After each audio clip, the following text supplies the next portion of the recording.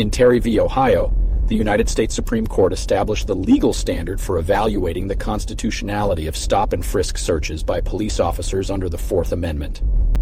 The case centered around a civilian who was stopped and frisked by officers after they observed him acting suspiciously outside a store. The court ruled that stop-and-frisk searches are constitutional when based on reasonable suspicion of criminal activity and limited to a pat-down of the person's outer clothing for officer safety. The determination of reasonable suspicion considers various factors, including the officer's experience, the suspect's behavior, and the location and time of day.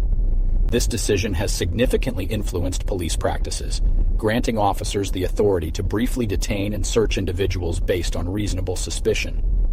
However, the court established constitutional limits, limiting the search to a search for weapons solely to ensure officer safety.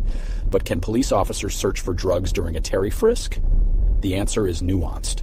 According to the Supreme Court, an officer conducting a frisk may only search for weapons or objects that could pose a danger.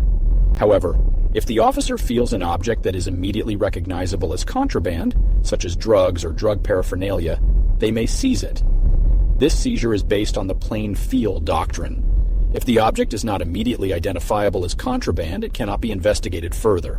Therefore, while the primary purpose of a Terry frisk is officer safety, if the officer feels an object they recognize as contraband, they may seize it, potentially leading to the suspect's arrest and prosecution for possession of said contraband.